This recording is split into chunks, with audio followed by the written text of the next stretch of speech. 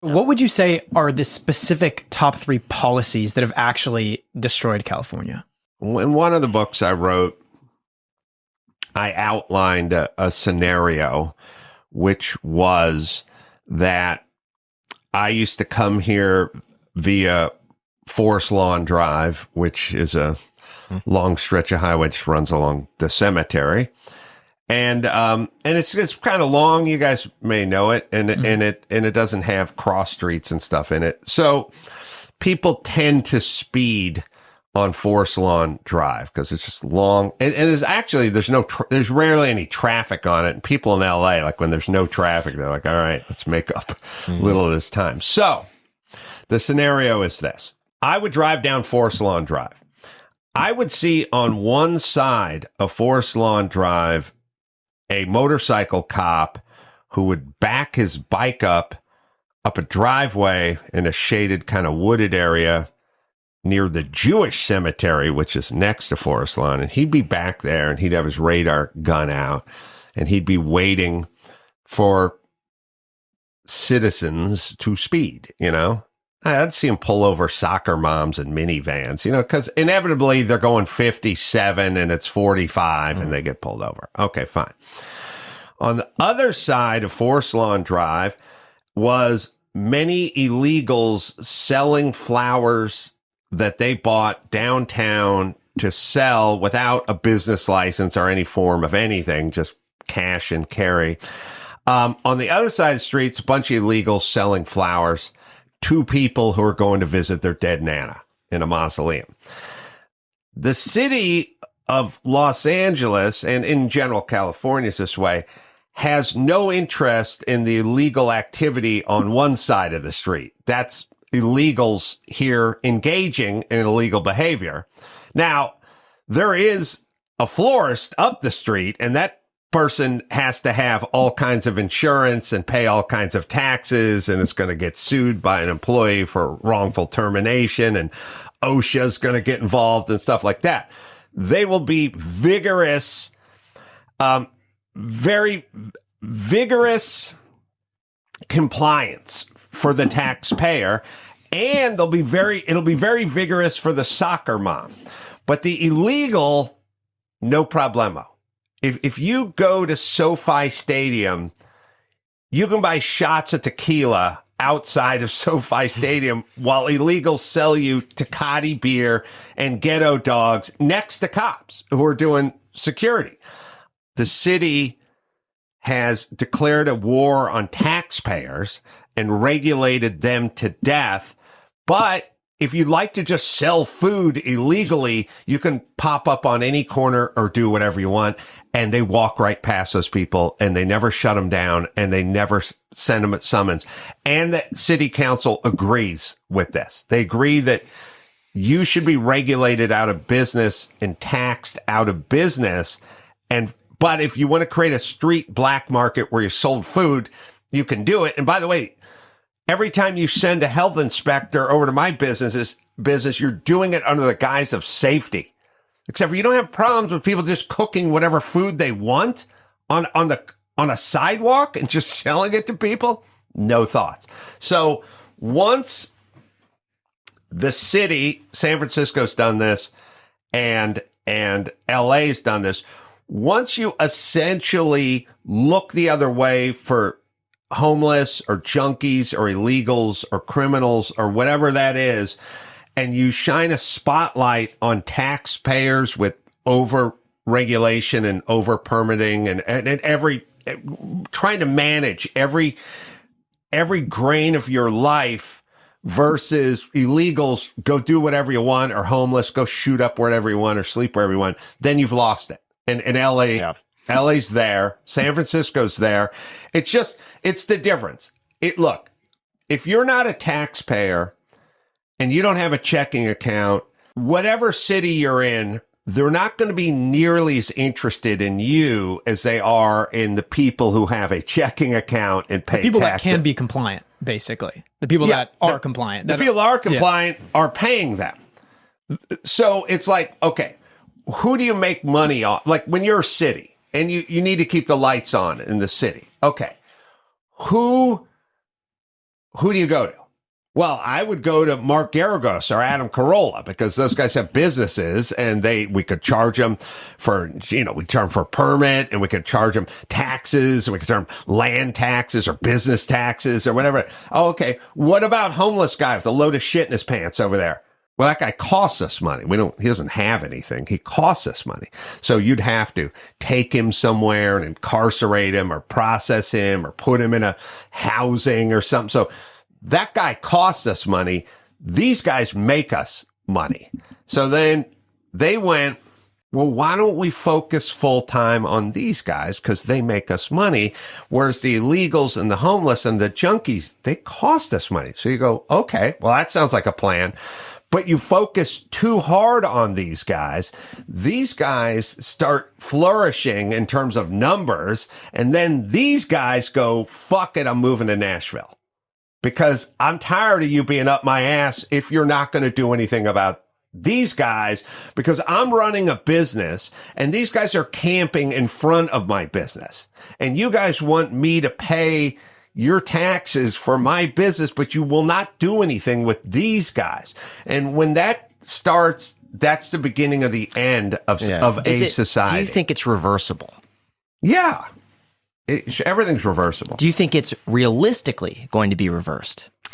Maybe, now that we hit rock bottom by burning to the ground, then maybe we might take a look at somebody like a Rick Caruso versus a Karen Bass and go, we should start thinking about people who do stuff versus sort of ceremonial leaders, which we do sort of ceremonial. Like, well, if she's the first black female, yeah, she's in Ghana. She's not here. She's not interested in whatever. Yeah. Aqueducts are boring. Yeah. And fire hydrants are boring, and homeless is boring, and trash is boring, and potholes are boring. Going to Ghana and dancing, that's fun. Do you really think that the Palisades and Eden Fire were rock bottom? Because I could argue, based on what I've seen so far, that it can get a lot worse, especially when it comes to crime and homeless. The fires were kind of maybe symbolically a rock bottom. There's two parts to the fire, though. There's the destruction that happened that may have been mitigated if we had competent people in place. I don't know that it would have been avoided, but I don't know, 30% better if we figured it out. Mm-hmm. But all right. But then there's going to be the rebuilding process. And that's the part that's going to really piss people off. And that's the part where they're going to demand change, where they're not going to let you do anything. So from a personal experience, back in the Thomas fire, back in, 2017, my house burned down in Ventura, and rebuilding the house was the biggest pain in the butt ever. I mean, I don't want to out exactly what we did, but they wouldn't give us an occupancy permit because we didn't have proper heating and cooling. But we had no other alternative because insurance companies only pay out for X amount of months for you to have some sort of temporary housing. And building a house with all of the permitting process, the regulatory environment, the city made it incredibly difficult. We weren't grandfathered into a lot of the things that we had previously because the house was built in the 60s. But all of those things that we had benefited from, they're like, oh yeah, we're not going to let you build a house similar to what you had before. You now have to comply with all of these new rules and regulations. Meanwhile, we're not going to let you live into the house until you have AC. But those who know, Ventura, the city, is like the most temperate city ever. Well, that's the city. And that's also, by the way, the city's in the process of tearing down a beautiful treehouse that was in the front of a home. The Simpsons guy in Sherman Oaks. So they're tearing that down. Meanwhile, you go 2 blocks over and people are building homes, homeless people, out of plywood and yield signs and visqueen under the freeway on the sidewalk. So, moms pushing strollers can walk the street. The city has no interest in these guys building illegal homes on the sidewalk, but they have a grand interest on people building tree houses for the neighborhood kids on their property. Did you see this story?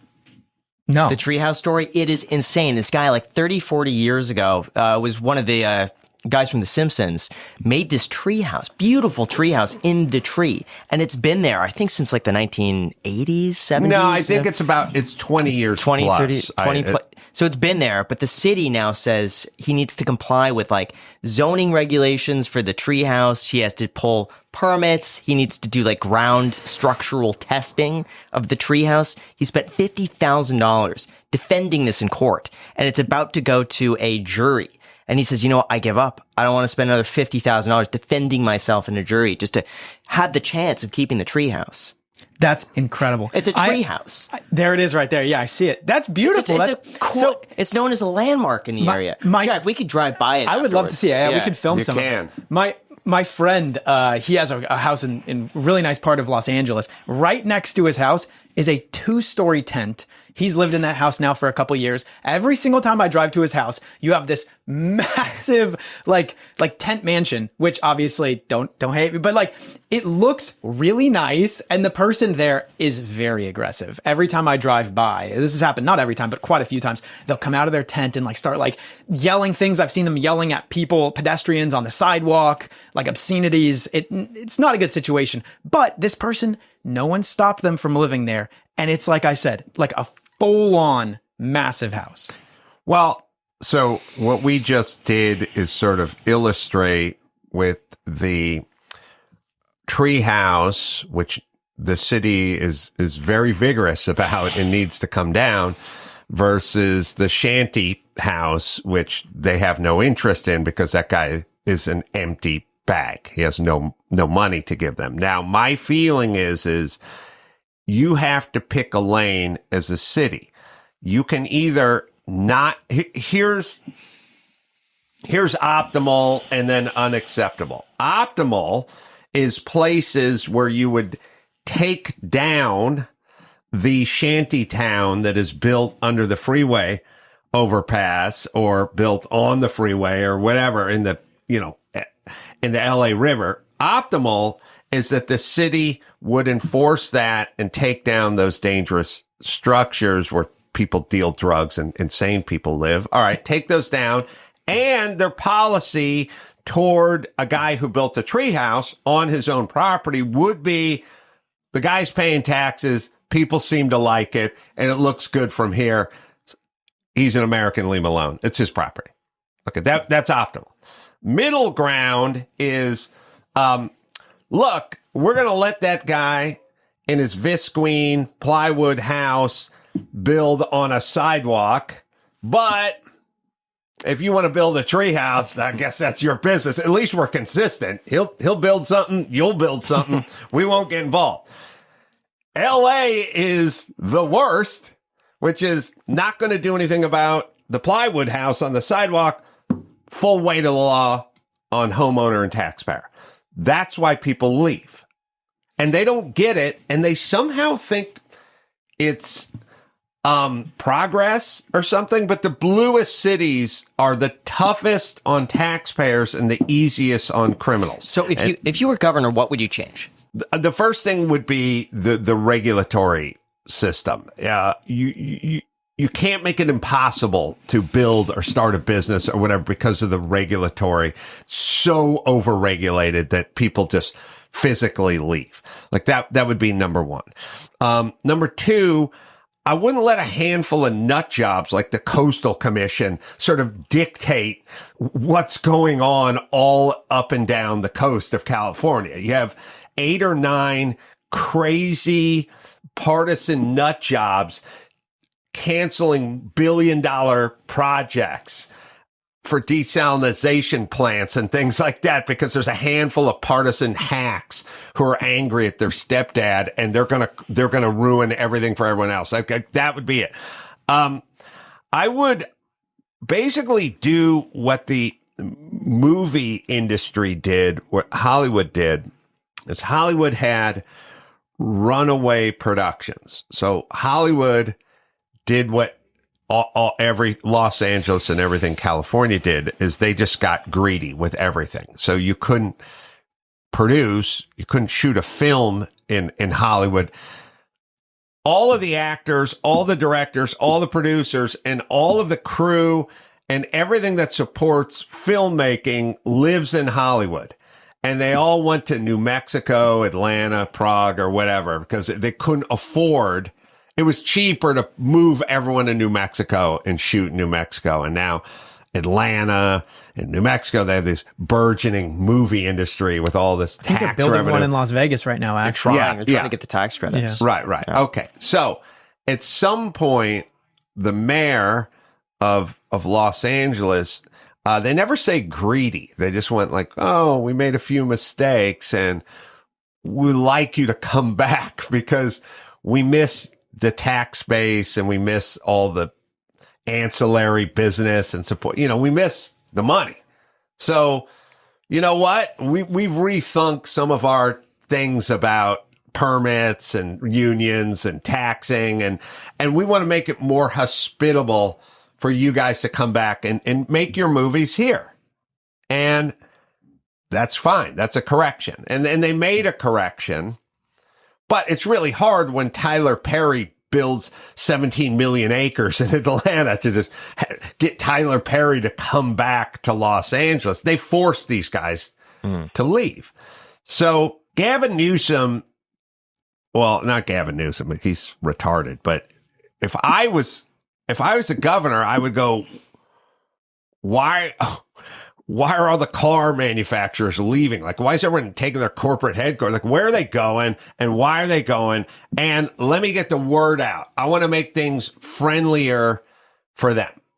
We will no longer call big businesses and people who create lots of jobs in a tax base evil. We're not going to put a target on their back anymore. We're going to focus more on people who are criminals and aren't paying taxes and are screwing up our cities and make things more hospitable for Toyota or whomever to come do business in our state.